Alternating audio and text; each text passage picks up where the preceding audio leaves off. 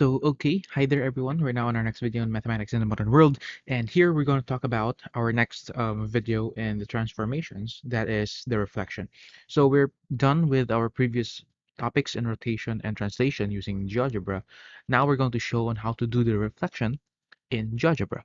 Now let's have some examples here. I'm going to create a polygon using this button here. I'm going to create a triangle. Let's create, for example, let's put a triangle at negative 2, 2. The next vertex is going to be on negative 5, positive 1. And then the next vertex is going to be on, let's make it 8. That's my lucky number, 8 minus 2. And then close it and to make it a polygon. So we're given the the coordinates of the vertices are here, and we have some line segments, and we call this t sub 1. So again, you can rename them that if you want. So what you want to show is a reflection. So again, a reflection can be thought of as a flipping or an object over the line of reflection. We call that also the mirror line. So it mirrors a plane over a line. So how do we do this in GeoGebra? There are two ways on how to do this. You click this button here. You can either choose to reflect it about a line or reflect it about a point. So say we want to reflect it about the line, and specifically we want to reflect it on this y-axis here.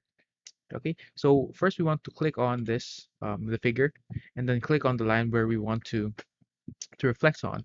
Well, the x-axis and the y-axis are by default, you can click them, but if you want another line which are not the axes, so what you need to do just to input another line. So I'm going to give you an example about that.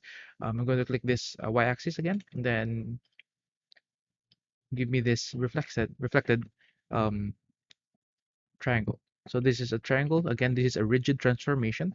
The the nature of the triangle, its characteristics, the vertices, the length, the size is preserved. Only that the positioning or the location is changed. So this is uh reflected about the y-axis. Actually, you can play on this and then try to move this triangle here, and then the reflected image will also move. Okay, so if you can see, okay, so it moves wherever you want it to be. So let's put it back. Okay, and say for example, we want to have this, I want to rotate it on this line, which is say for example -3. Okay, I want to rotate it on -3. So notice if I'm going to click reflect about line, there's no -3 option here. So first I need to create a line on that. I want a line which is going to be, which will represent -3. Okay, uh don't need this. We need only the D. Oops, rather we need that. Okay, so we have a line here which looks like that. So if we want to reflect it on that line, what we will do is now click on this. Oops, oops, sorry, in a while. Okay, click on this, reflect about the line, click the object, what you want to reflect, and then the line of reflection. Click this one and this one, and then what you'll have is the picture of the triangle um downward on the bottom. So there. And then again, if I'm going to move this, all the triangles from that original triangle will all move. Okay, it will all move. Okay. Now, what else? Maybe you want to reflect it on a point. So this is kind of you must be careful in doing this because it will reflect this on a certain point. So it will give you a mirror image of the original um polygon on the about a point. So the point will look like your will serve um as your mirror, a surface of the mirror. So if I'm going to click the object and then reflect it on the point, so I'm going to click this. Say for example, I want to reflect it on the letter D. So what it will look like, it's going to be like this.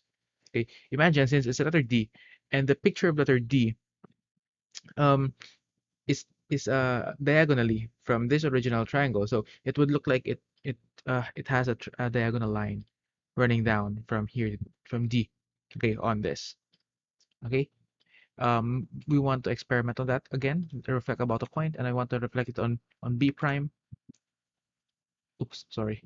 Again, I click the polygon first, and then click. I want to reflect it about B prime. So what you will have is, sorry, this. Let's see. Oops. Move. Okay, there you go. So that's the image of a triangle reflected on B prime. Maybe we can zoom out a little bit. Okay, so that's our forms. So again, if I'm going to move this, uh, everything will move also. All right. Okay, so um, pretty much that's how we do our reflection using GeoGebra. Okay, so I think that's enough for this video. Thank you very much for watching. I hope that you would like and subscribe. Okay, see ya.